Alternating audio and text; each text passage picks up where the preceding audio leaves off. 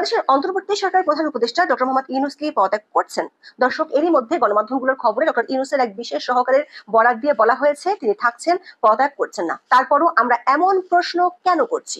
সরকারের একাধিক দায়িত্বশীল সূত্র বলছে, সেনা দরবারের বক্তব্য প্রকাশের পর যে পরিস্থিতি তৈরি হয়েছে তা সামাল দেওয়ার দায়িত্ব পড়েছিল সরকার সমর্থিত কিংস পার্টি এনসিপির উপর। দলটির নেতারা গত 1.5 দিনে রাজনৈতিক দলগুলোর সাহায্য চেয়েও পায়নি।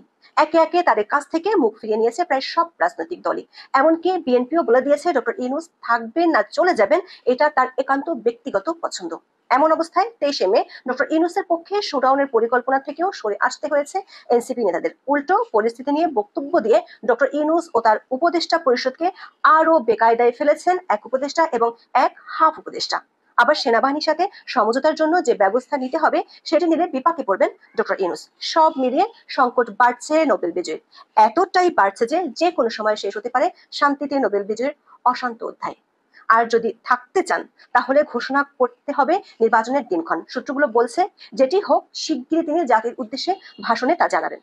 গত বছর 8 আগস্ট অন্তর্বর্তী সরকার যখন দেশ পরিচালনার দায়িত্ব নেয় তখন ঘূর্ণাক্ষরেও কেউ ভাবতে পারেননি 9.5 মাসের মাথায় তাদের সঙ্গে সেনাবাহিনী ও রাজনৈতিক দলগুলোর দূরত্ব আকাশ সমান হয়ে যাবে। 21 মে সেনা কর্মকর্তাদের উদ্দেশ্যে দেওয়া সেনাপ্রধান জেনারেল ওয়াকারুজ্জামানের বক্তব্যে বোঝা গেল সশস্ত্র বাহিনীর সঙ্গে অন্তর্বর্তী সরকারের দূরত্ব বেড়েছে। সম্প্রতি কয়েকটি ইস্যুতে যাদেরকে শাসিয়েছেন তাদেরকে আবার ঐক্য করতে বলছেন। হাহা রিয়াক্টে সয়লাভ হয়ে যায় ফেসবুকের দুনিয়াও। সূত্রগুলো বলছে এনসিপির কয়েকজন নেতা ছুটে যায় কয়েকটি রাজনৈতিক দলের কাছে, কিন্তু ইশরাকের মেয়র হওয়া ইস্যু নিয়ে 22 মে সকালে বিএনপির মুন্ডুপাত করেছিল দলটি। বিকেলে সাহায্য চায় বিএনপির কাছে। জামায়াত ইসলামী, হেফাজত ইসলাম সহ কয়েকটি রাজনৈতিক দলের নেতাদের সঙ্গে বৈঠক করে এনসিপি। 22 মে রাতে ইসলামী আন্দোলন বাংলাদেশ, গণ অধিকার পরিষদ, জাতীয় নাগরিক পার্টি সহ 5টি দল জরুরি বৈঠক করে। বৈঠক শেষে তারা হতাশ করে এনসিপিকে। জামাত একটি সর্বদলীয় বৈঠক ডাকতে বলেছিল।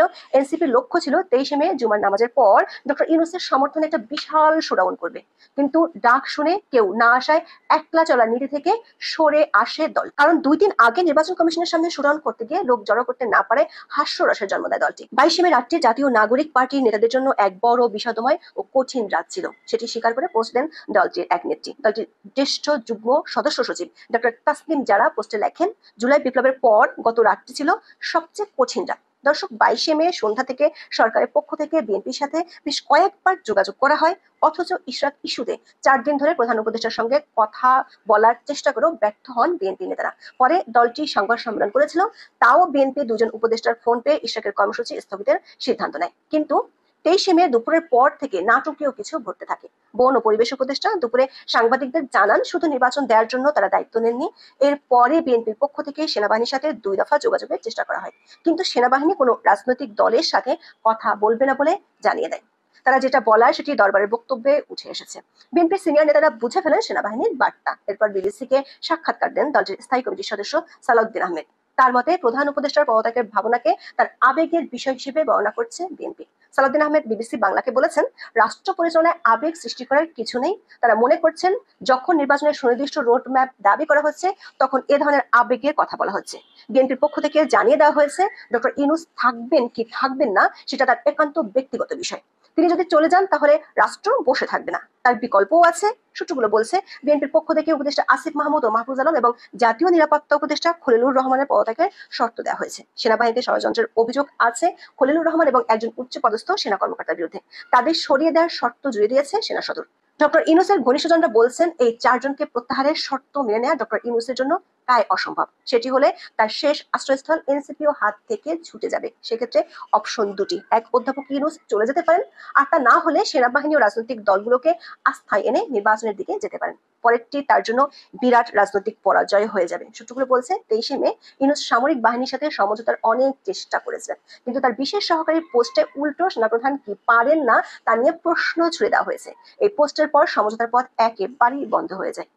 বিএনপি ও সেনাবাহিনীর কাছ থেকে কড়া বার্তা পেয়ে এনসিপি সুরেলাবাসী একেবারেই ফেটে চৌচির হয়ে গেছে। আগের মতো সমঝোতা করে আরো এক দফা নির্বাচন পেছনের কৌশলও ভেস্তে গেছে।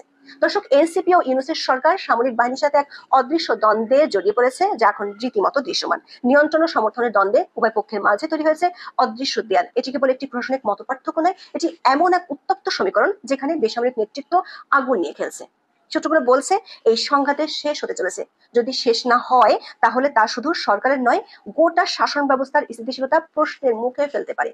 অতীত বলছে সেনাবাহিনীর সাথে বিরোধ তৈরি হলে সরকার কখনো জয়ী হয় না, বরং হারায় গণতন্ত্র, নিরাপত্তা ও স্বপ্নের পথরেখা। সামরিক শক্তি আগুন, আর আগুন যখন নিজেই নিজের দিকে ফিরে তাকায় তখন রাষ্ট্র শুধু পড়ে না, ধসেও পড়ে। সে ধস ঠেকাতে হলে ইউনূসকে ঘোষণা করতে হবে নির্বাচনের দিনক্ষণ।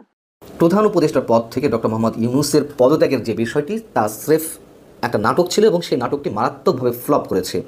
এখনও পর্যন্ত অধিকাংশ রাজনৈতিক দল এবং রাজনৈতিক বিশ্লেষক সহ সাধারণ মানুষের অধিকাংশেরই এমনটাই ধারণা। এবং ভাবা হয়েছিল যে এই নাটক করে বেশ ভালো কিছু করা যাবে, লাভবান হওয়া যাবে, এবং এমন একটি গুঞ্জন ছড়িয়ে দিতে পারলে সবাই এসে ডক্টর মোহাম্মদ ইউনূসকে ঘিরে ধরবে, বলবেন যে না না না, আপনাকে যেতে দিব না, আমরা যেভাবে হোক আপনাকে থাকতে হবে, আপনিই আমাদের সর্বসেরা অভিভাবক। কিন্তু বাস্তবে আসলে তেমনটি দেখা গেল না। এবং এইগুলো আমার কথা নয়, এগুলো অধিকাংশ রাজনৈতিক দল এবং বিশ্লেষকদের যে মন্তব্য তার মধ্যে দিয়ে এমনটাই ফুটে ওঠে। কিন্তু উদ্দেশ্য আসলে কী ছিল? বিষয়টি যতটা এখনও পর্যন্ত যতটা জানা যাচ্ছে যে ডক্টর মোহাম্মদ ইউনূস তার অনুগত বা তার নিয়োগকর্তা ছাত্রদের ডেকে তিনি বললেন যে তোমরা এমন করছো কেন, এমন করলে তো আমি থাকবো না, আমি পদত্যাগ করবো, অভিমানের সঙ্গে সম্ভবত বলছিলেন। সেটিকে ক্যাশ করলো এনসিপি, জাতীয় নাগরিক পার্টি, এবং রীতিমতো আন্তর্জাতিক গণমাধ্যম বিবিসি বাংলাতে সাক্ষাৎকারে নাহিদ ইসলাম সেটি বলে ফেললেন। উদ্দেশ্য ছিল তিনটি। একটি হচ্ছে এটি করে একটি বিশেষ মহলকে উত্তেজিত করে সেনাবাহিনীর বিরুদ্ধে উস্কানি দিয়ে মোটামুটি সেনাবাহিনীকে একটা নাস্তানো অবস্থায় নিয়ে যাওয়া। দ্বিতীয়ত, চরম একটি বিশৃঙ্খল পরিবেশ তৈরি করে যে মূল উদ্দেশ্য একটি মহলের নির্বাচনকে দীর্ঘায়িত করা, এবং সরকারের যা কিছু ব্যর্থতা সেইগুলোকে একটু আড়াল করার চেষ্টা করা। কিছুই কি হয়েছে? আমরা কিছু সিমটম দেখেছি যে যারা এগুলো করছিল তাদের যারা সহযোদ্ধা তারা সেনাবাহিনীর বিরুদ্ধে হুঙ্কার দিতে লাগলো, নানান ধরনের উস্কানিমূলক বক্তব্য দিতে লাগলো, এমনকি সরকারের মধ্য থেকে কেউ কেউ এই কাজটি করতে লাগলো।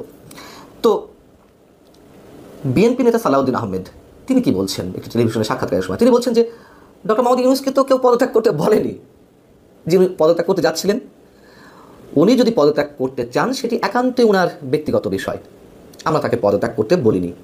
সেনাপ্রধান সম্পর্কে সালাউদ্দিন আহমেদ বলছেন সেনাপ্রধান এমন কিছু বলেননি যা তার জুরিসডিকশনের মধ্যে পড়ে না, বরং সাধারণ মানুষের যে চাওয়া প্রত্যাশা সেটি প্রতিফলিত হয়েছে সেনাপ্রধানের বক্তব্যে।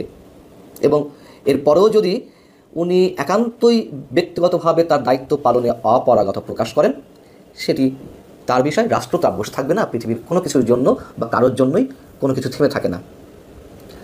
আরেকটি ইঙ্গিত তিনি দিয়েছেন যে ডক্টর মোহাম্মদ ইউনূস ওয়ান সময় একটি রাজনৈতিক দল গঠন করতে চেয়েছিল, এখন তার মনে কী অবস্থা আমরা জানি না। বিবিসিকে বিএনপির কোনো নেতা বলছেন নির্বাচনের সুনির্দিষ্ট রোডম্যাপ ও 3 জন উপদেষ্টার পদত্যাগের যে দাবি ছিল তাদের, সেই ভাবনা থেকে বা এই ভাবনাগুলো আড়ালে নেওয়ার জন্য, বিতর্কগুলো এড়ানোর জন্য এমন একটি নাটক করা হয়েছে। এবং মাহমুদুর রহমান মান্না কি বলছেন আরেকটি টেলিভিশন একটি টক শোতে বাংলা ভিশনে, তিনি বলছেন যে এনসিপিকে প্রমোট করেছে ডক্টর মোহাম্মদ ইউনূস। 52 থেকে আজ অবধি, 52 ভাষা আন্দোলন থেকে আজ অবধি বাংলাদেশে যতগুলো আন্দোলন হয়েছে তার নেতৃত্ব তো ছাত্ররাই ছিল, কিন্তু সেই ছাত্ররা কখনো ক্ষমতায় বসতে চায়নি, রাজনৈতিক দল গঠন করেনি। রাজনৈতিক দল গঠন করলেও তারা ক্ষমতায় যাওয়ার জন্য এতটা উদ্গ্রীব হয়ে ওঠেনি। কিন্তু 24 আন্দোলনের ছাত্ররাই তারা যে টার্গেট নিল ক্ষমতায় যাওয়ার, সেটিকে উৎসাহিত করেছেন ডক্টর মোহাম্মদ ইউনূস। উনি যদি পদত্যাগ করতে চানই সত্যি সত্যি, তাকে দড়ি দিয়েও কেউ বেঁধে রাখতে পারবে না। এবং উনি যেটি বলেছেন সেটি কথার কথা, এমনটাই মাহমুদুর রহমান মান্নার, মানে জাতীয় ঐক্য মাহমুদুর রহমান মান্নার ব্যাখ্যা। এখন জামাতে ইসলামী কি বলছে? জামাতে ইসলামী একটা সর্বদলীয় আলোচনা সভার আহ্বান জানালো। এবি পার্টি কী করলো? সংবাদ সম্মেলন করে তারা বলল যে অন্তর্বর্তীকালীন সরকারের যে সব উপদেষ্টার কারণে জাতীয় ঐক্য বিনষ্ট হয়েছে এবং তারা বিভিন্ন বিতর্কিত কর্মকাণ্ডের মধ্যে ঢুকে পড়েছেন, তাদের পদত্যাগ করতে হবে। মানে কিছু ক্ষেত্রে গিয়ে সব ভাব বেরিয়ে আসছে, বিষয়টি এরকম। হেফাজতে ইসলামী বলল ডক্টর মোহাম্মদ ইউনূস আমাদের অভিভাবক আর সেনাপ্রধান আমাদের স্তম্ভ। গণ অধিকার পরিষদ একটু সম্মান জানিয়ে কথা বলেছে ডক্টর মোহাম্মদ ইউনূসের প্রতি, না না স্যার আপনাকে যেতে দেবো না, আপনি যে দায়িত্ব নিয়ে এসেছেন তা আপনাকে পালন করতে হবে। আর এসবের মধ্য দিয়ে যা কিছু আমাদের সামনে স্পষ্ট হলো, তাতে বিষয়টি এমন নয় যে ডক্টর মোহাম্মদ ইউনূস না থাকলে নরেন্দ্র মোদীর কৌশলের জালে পা দিল ডক্টর মোহাম্মদ ইউনূস। ইতিমধ্যে সেনাপ্রধান ওয়াকারুজ্জামানের সাথে ডক্টর ইউনূসের দ্বন্দ্ব শুরু হয়েছে। এরই ফলশ্রুতিতে যে কোনো সময় পদত্যাগ করতে পারে ডক্টর মোহাম্মদ ইউনূস। দর্শক, প্রতি মুহূর্তের আপডেট পেতে আমাদের চ্যানেলটি সাবস্ক্রাইব করুন।